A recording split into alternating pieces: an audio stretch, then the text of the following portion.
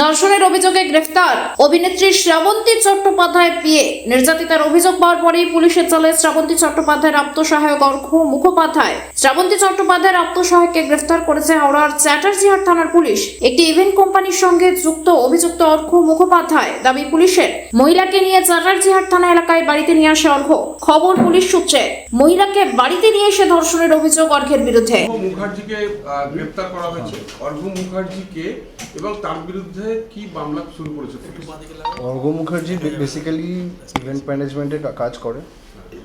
এবার ওনার এগেনস্টে ওনার এক বান্ধবী কমপ্লেন করেছে, ওনাকে নাকি সেক্সুয়ালি হ্যারাসমেন্ট করা হয়েছিল। যদিও ঘটনাটা ঘটেছে সে 12 এপ্রিল ঘটনাটি ঘটেছে হাওড়াতে, ওই চ্যাটার্জিহাট যেখানে অ্যাকিউজড আছে, অ্যাকিউজডের বাড়িতে 12 তারিখ ঘটনাটি ঘটেছে।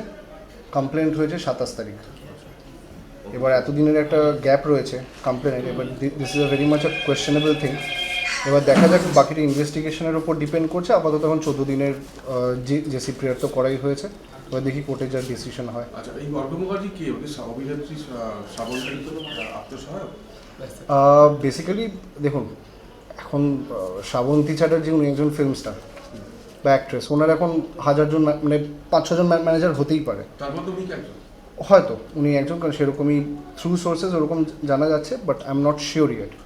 হতে পারে হয়তো। তো এর বিরুদ্ধে কি, অর্ঘ্যর বিরুদ্ধে কি মামলা করা হয়েছে? ধর্ষণের সেক্সুয়াল হ্যারাসমেন্টের মামলা করা হয়েছে। বলে দিচ্ছি, under section 127 subclause 2, 74, 75, 76, 64 and 62 of BNS. মানে এগুলো কি সব করে নন বেলেবল সেকশন আর সেক্সুয়াল অফেন্সের উপর। ধর্ষণের মামলা হয়েছে? হ্যাঁ আছে। কি মামলা একটু বলুন। ধর্ষণ বেসিক্যালি ওনার যে অ্যালিগেশনটা ছিল কমপ্লেনেন্টের, সেটা হচ্ছে যে উনি মেয়েটিকে ফোর্সফুলি কিস করেছেন। কিস করার পর তারপর উনি সেক্সুয়ালি ওনাকে বাজেভাবে খাটে পিন ডাউন করে ওনাকে অ্যাসল্ট করেছে। আপাতত এইটুকুনি আছে।